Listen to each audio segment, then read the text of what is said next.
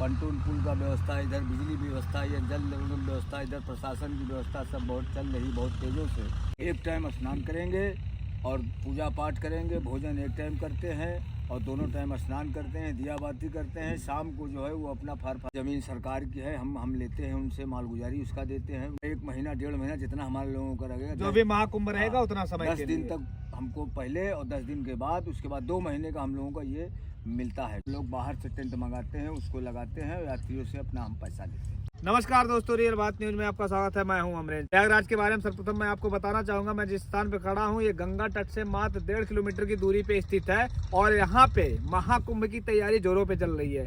महाकुंभ जो कि हर 12 साल पे लगता है और इस बार इस महाकुंभ का सबसे बड़ा महत्व ये है कि ये 144वां साल होगा।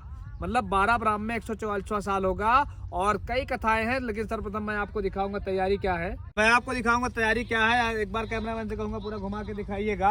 यहाँ पे आप देख सकते हैं किस तरीके से व्यापक रूप पे तैयारी चल रही है। यहाँ पे बहुत तेजी से तैयारी चल रही है। यहाँ पे सारी चीजें सजाई जा रही हैं, यहाँ पे टेंट लग रहे हैं, यहाँ पे लोगों की रहने की व्यवस्था की जा रही है। और इस बार इस महाकुंभ में लगभग सरकार का दावा है कि 30 से 40 करोड़ लोग आएंगे और आस्था की डुबकी लगाएंगे। चलिए, यहाँ के पंडा जी हैं, प्रयागराज से ही हैं, आप आइए, इनसे जानते हैं, इनसे बात करते हैं कि यहाँ तैयारी के बारे में जानते हैं, इस महाकुंभ के बारे में जानते हैं और प्रयागराज के बारे में जानते हैं, तीर्थ स्थान के बारे में जानते हैं। चलिए शुरू करते हैं। सर, आपका हमारे चैनल में हार्दिक स्वागत है। छोटा सा परिचय हमारे चैनल के माध्यम से। हेलो, हम उदय चंद मिश्रा बोल रहे हैं, तीर्थ पुरोहित प्रयागवाल, प्रयागराज से। प्रयागराज यहीं के निवासी हैं आप? हम यहीं दारागंज के रहते हैं। दारागंज के रहते हैं। ये जो महाकुंभ की तैयारी चल रही है सर, 12 साल बाद महाकुंभ आता है। हर 12वें साल पे महाकुंभ लगता है और भारत में 4 जगहों पे लगता है। इस बार आपके प्रयागराज में किस तरीके से तैयारी चल रही है, आपके द्वारा जनता जानना चाहती है। तैयारी इस वर्ष बहुत जोरों से चल रही है। आज 2-3 महीने से पंटून पुल का व्यवस्था, इधर बिजली व्यवस्था, ये जल निगम व्यवस्था, इधर प्रशासन की व्यवस्था सब बहुत चल रही, बहुत तेज़ों से। और ये अभी 1.5 महीने शिवरात्रि तक ये मेला रहेगा। उसके पहले सारी व्यवस्था यहाँ चल रही है। अभी धीरे धीरे सारी व्यवस्था 14 तक हो जाएगी और 10 तारीख को यात्री यहाँ आ रहे हैं जो 1 महीना कल्पवास करते हैं। 1 महीना कल्पवास मतलब 1 महीना यहाँ लोग रहेंगे, आपके साथ रहेंगे, पूजा पाठ करेंगे, स्नान करेंगे। एक टाइम स्नान करेंगे और पूजा पाठ करेंगे, भोजन एक टाइम करते हैं और दोनों टाइम स्नान करते हैं, दिया बाती करते हैं। शाम को जो है वो अपना फरार खाते हैं। शाम को फलाहार करते हैं। तो इसी टेंट में रहते हैं जो पीछे लगा हुआ है? हाँ, ये तो जो टेंट लगा है, इसी टेंट में 1 महीना वो कल्पवास करते हैं और रह करके अपना जो है पूजा पाठ और जो है ये सब करके प्रवचन सुनते हैं। उसके बाद अपना जो है भोजन पानी करके इधर जाते हैं साधु महात्माओं के यहाँ, रासलीला प्रवचन सब सुन करके तब वो अपना शाम को भोजन करते हैं।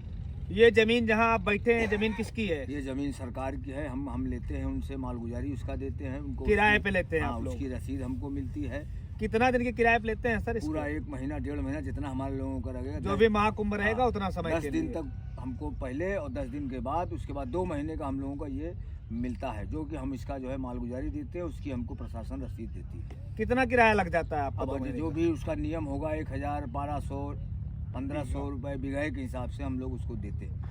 चलिए, एक जानकारी और ले लेते हैं। ये टेंट जो आपका लग रहा है, ये टेंट आप कहाँ से मंगाते हैं? ये सब टेंट हमारा आगरे से आता है। यहाँ लल्लू जी के ठेकेदार जो हैं वो सरकारी ठेकेदार हैं जी, इनसे नहीं मिल पाता। हम लोग बाहर से टेंट मंगाते हैं, उसको लगाते हैं, यात्रियों से अपना हम पैसा लेते हैं। 1 दिन का यात्री का किराया कितना होता होगा आपका? वो हम आगरे से माल लाते हैं, 1 दिन लें चाहे 2 दिन लें, उसका किराया 2000, 2500 जो हमारा ट्रक भाड़ा पड़ता है, जी। उस हिसाब से हम उसको एडजस्ट करके तब यात्रियों से लेते हैं। जो यात्री हमको सीधा सामान पैसा देते हैं वो उसमें कोई प्रतिबंध नहीं, चाहे 10 रुपये दीजिए, चाहे 11 रुपये दीजिए, चाहे 11,000 दीजिए, उसमें कोई प्रतिबंध नहीं है। मतलब जो आपके साथ पूजा पाठ का कार्य करेंगे यहाँ पे, उनके लिए मतलब चीजें समझ लीजिए एक प्रकार से जो यात्री हमारे यहाँ हैं, हम उनके गुरु हैं, तीर्थ पुरोहित हैं, वो जो हमको अपनी स्वेच्छा से देंगे वो हम उसको ग्रहण करते हैं। अच्छा, इस कुंभ मेले का मतलब क्या है सर? और एक चीज और समझना है कि जो कल्पवास किया जाता है, इसका पूर्ण फल क्या है?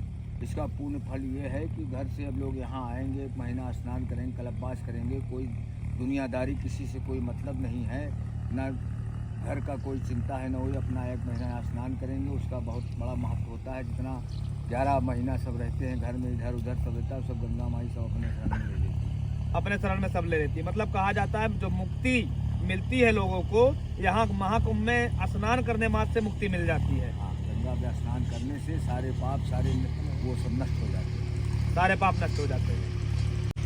जी थे, आपको बहुत बहुत धन्यवाद। आप देख सकते हैं यहाँ पे तैयारी किस तरीके से चल रही है और ये टेंट लगा हुआ है। इस तरीके से अभी लाइन से पूरा टेंट लगना है, यहाँ से वहाँ तक लगना है। यहाँ पोल की व्यवस्था की जा रही है। यहाँ पे आप पीछे दिखाइएगा बांस, यहाँ पे काफी मात्रा में बांस रखे हुए हैं। तो ये सब यहाँ आने वाले जो भी यात्रीगण हैं उनके लिए व्यवस्था की जा रही है। जो यहाँ आस्था की डुबकी लगाने आएंगे, प्रयागराज संगम में आस्था की डुबकी लगाने आएंगे, उनके लिए व्यवस्था की जा रही है। पीछे आप देखिएगा मोबाइल टावर भी लगाया गया है। यहाँ बहुत सारी तैयारियां चल रही हैं, तैयारियां जोरों पे चल रही हैं। महाकुंभ में मात्र ज्यादा समय बचा नहीं है। 13 जनवरी से लेकर 26 फरवरी तक यह महाकुंभ चलने वाला है और कहीं ना कहीं ये दुनिया का सबसे बड़ा इवेंट होने जा रहा है। मैं अपने चैनल के माध्यम से आप सबको बताना चाहूंगा कि आप लोग देखिएगा, इस बार कम से कम सरकार का दावा है कि यहाँ 20 से 25 करोड़ लोग आस्था की डुबकी लगाएंगे और दुनिया का सबसे बड़ा महापर्व बनेगा ये महाकुंभ। जय हिंद, जय भारत।